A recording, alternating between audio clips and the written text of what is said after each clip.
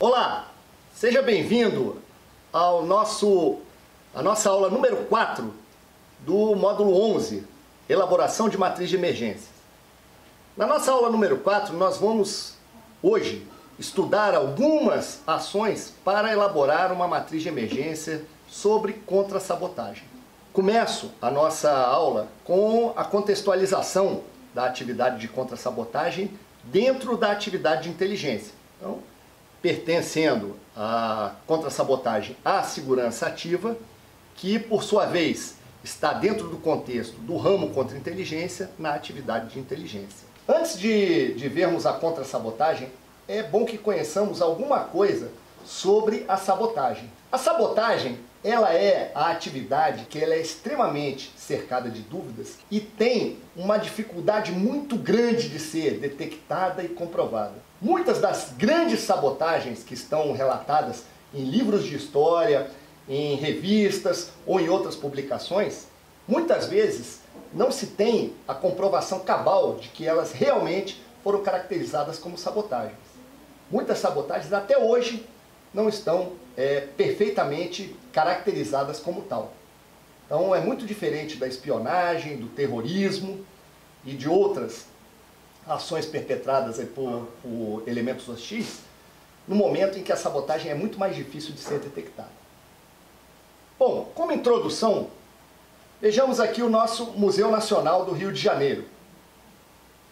Aqui eu não estou dizendo que foi resultado de uma sabotagem, mas não poderia ter sido? Aconteceu no dia 2 de setembro de 2018, destruiu uma grande parte do nosso acervo histórico, cultural do nosso país. Poderia ter sido uma sabotagem? Fica a pergunta. Agora eu vou tratar de alguns casos de sabotagem que têm dominado a nossa mídia. Então nós tivemos em 2018 o caso de sabotagem da Tesla sobre segurança de dados. Então um funcionário da Tesla vazou dados que acabaram sendo utilizados para sabotar algumas peças ou sabotar algumas peças que compõem os carros da Tesla. Nós tivemos também um caso, que esse também está cercado de dúvidas, também há 16 anos, em 2003, na nossa base de Alcântara, em que um foguete ele explodiu, matando 21 cientistas altamente qualificados, o que atrasou o nosso programa espacial brasileiro em anos e anos por conta da perda desses cérebros nesse evento. Então, também está cercado de mistério. Não sabemos se foi uma sabotagem ou se foi algo que aconteceu não intencional. Temos também o caso da Rússia, do vazamento que houve na Estação Espacial Internacional, que está baseada no foguete Soyuz. Então, nós tivemos ano passado a notícia, em 2018, que a Rússia desconfiava que esse vazamento também foi fruto de sabotagem, mas é algo que ainda não se tem a confirmação. Visto isso, vamos ver o conceito de sabotagem. Segundo a nossa Agência Brasileira de Inteligência, a sabotagem ela se caracteriza por uma ação deliberada, com efeitos que podem ser físicos, materiais, que acabam destruindo, danificando, comprometendo ou inutilizando total ou parcialmente, ou de maneira definitiva ou não, conhecimentos, dados, conhecimentos, ferramentas, materiais, equipamentos, tá certo? Procedimentos, cadeias produtivas, sobretudo aqueles que são necessários à infraestrutura crítica no país. Lembrando que essa definição é uma definição de sabotagem voltada à inteligência de Estado. Tá? E tem como motivo, ou seja, tem como a sua motivação, suspender ou paralisar um trabalho e a capacidade de satisfação das necessidades gerais, ou seja, um trabalho, um serviço. Tá? Então a sabotagem ela é uma ação deliberada, ela tem geralmente efeitos físicos, efeitos materiais, tá certo? Dentro de um contexto.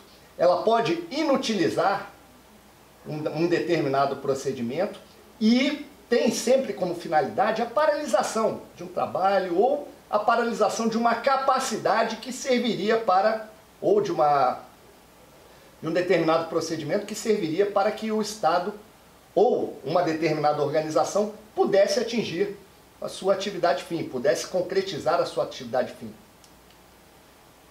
Bom, segundo o Conselho Nacional do Ministério Público, já uma definição um pouco mais enxuta, a contra-sabotagem é um conjunto de medidas que visa detectar, obstruir, neutralizar essas ações de sabotagem, ou seja, contra material, contra instalações da organização, que possam causar a interrupção das suas atividades ou que tenham impacto direto ou psicológico indireto sobre os seus integrantes. Então, um ato de sabotagem, muitas vezes, ele, além de ter um impacto no material ou nas instalações, ou até mesmo na vida das pessoas, ele pode também, paralelamente a isso, causar um impacto psicológico, ou seja, trazer medo, trazer pânico, tá? O que pode afetar o desempenho dessas pessoas que fazem parte dessa organização.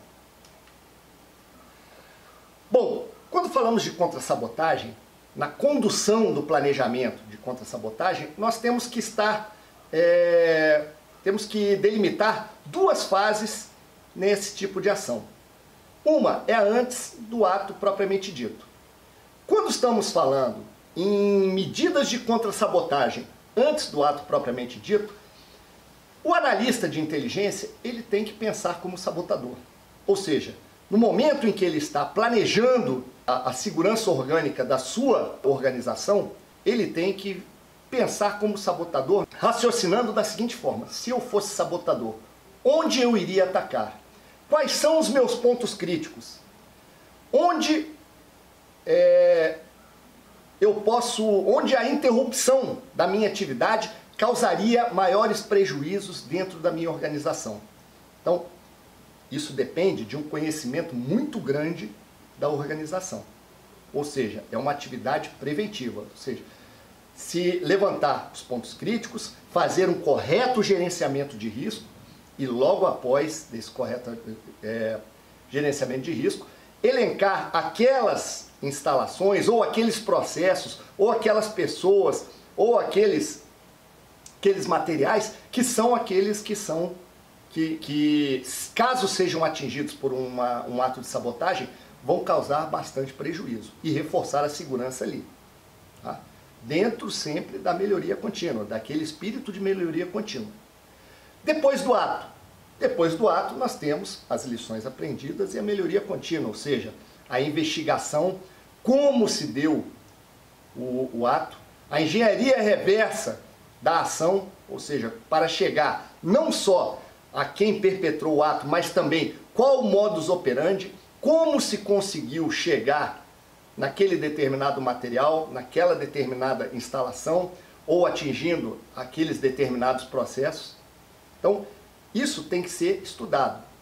E isso vai embasar, mais uma vez, tá? O planejamento para a contra-sabotagem, vai realimentar o ciclo, porque nesse momento, com essas lições aprendidas, o nosso analista de inteligência vai saber como o sabotador se comporta e vai propor novas medidas baseado nessas lições aprendidas e dentro do espírito de melhoria contínua.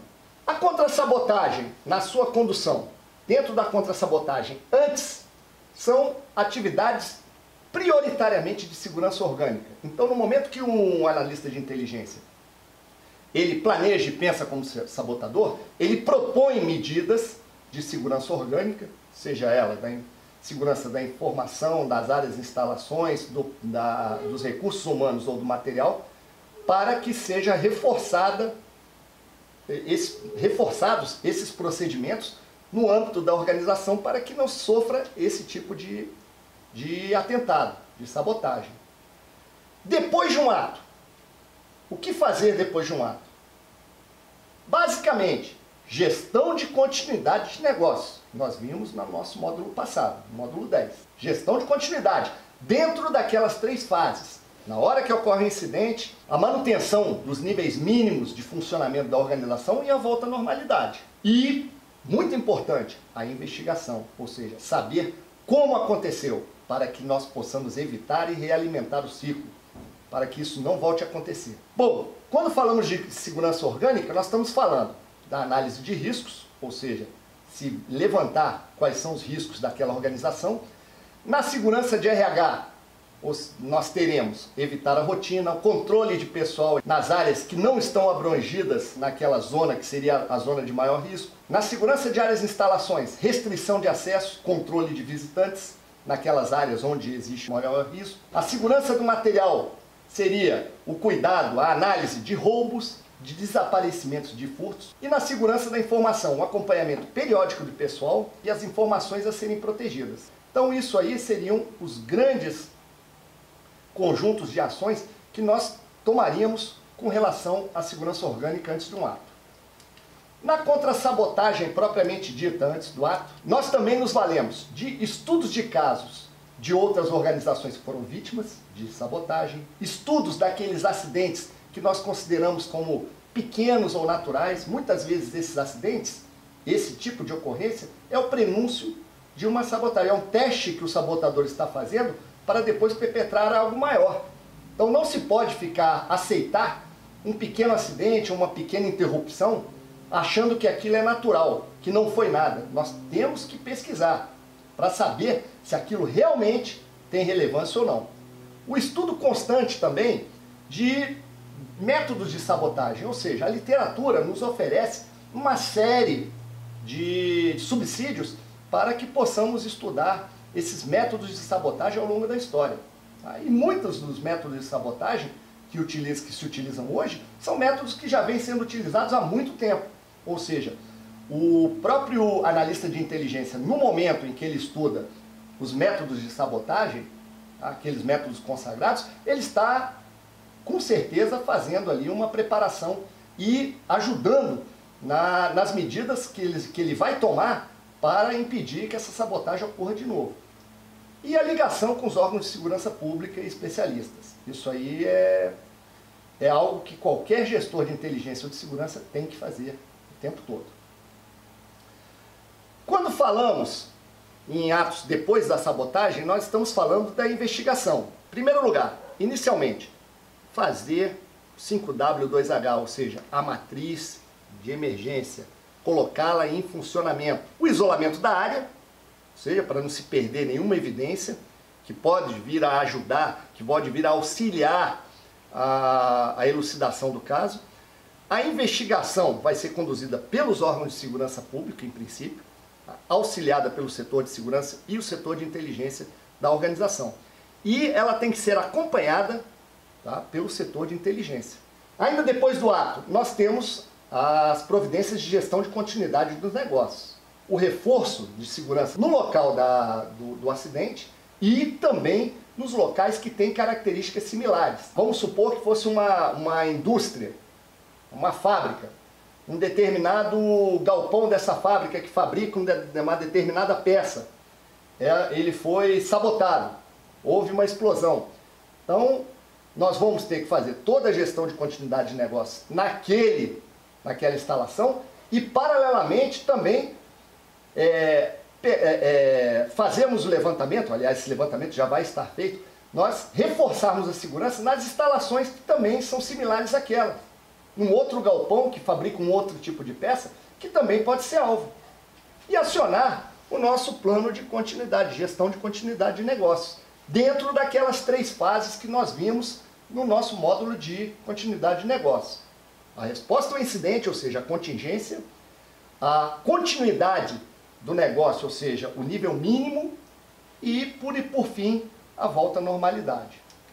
Vejamos agora, senhoras e senhores, uma proposta rápida de alguns passos que podem ser dados no momento em que se constata uma sabotagem numa determinada organização. Elencamos aqui alguns passos que devem ser seguidos. Em primeiro lugar, a identificação, como já vimos, a identificação da ação de sabotagem.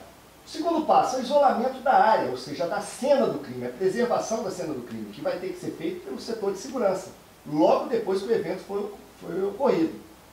Porque isso vai facilitar e vai ajudar na investigação para que se possa elucidar como aconteceu a ação de sabotagem, para que possamos entender o modus operandi e para que também os órgãos de segurança pública possam chegar a esse sabotador, efetuar essa prisão, a identificação e a prisão do sabotador.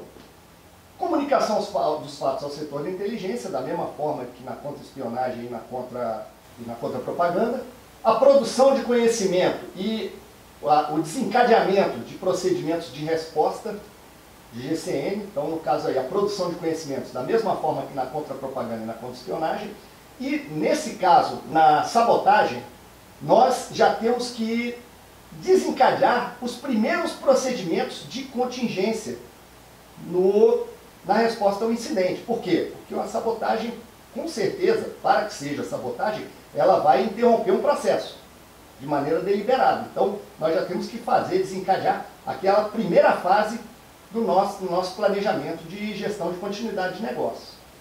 Ao mesmo tempo, estamos comunicando os decisores, já o comitê de crise, disseminando o relatório de inteligência, como nós já fizemos na contra-propaganda e na contra-espionagem, analisando as opções de resposta de eventuais vulnerabilidades, ou seja, o decisor agora, de posse desse relatório e assessorado, ele vai decidir qual a estratégia adotar. Vamos desencadear as ações de contra-sabotagem, ou seja, vai autorizar, vai ser implementada essa estratégia de contra-sabotagem. A par disso, nós vamos implementar eventuais ações de segurança orgânica dentro daquele princípio de reforçar a segurança nas instalações similares à que foi sabotada, ou que possuam materiais similares àqueles que foram alvos de sabotagem. O acompanhamento da investigação dos órgãos de segurança pública, das equipes de investigação, e implementar, no caso, também a estratégia de continuidade de negócio. Ou seja, no momento em que a contingência ela já vai sendo dominada, nós vamos começar a implementar a nossa estratégia de continuidade de negócio para que possamos manter a atividade fim e também visando a volta à normalidade, como vimos lá na gestão de continuidade de negócio. Identificar o autor da sabotagem está muito ligado com o acompanhamento da investigação dos órgãos de segurança pública e também a preparação do pessoal de comunicação social da organização para uma possível resposta à imprensa, à mídia. Então o setor de comunicação social também já vai estar em condições de soltar uma nota, um release, de fazer uma rápida estratégia de controle de danos, no caso aí de um vazamento ou de alguma necessidade de evacuação.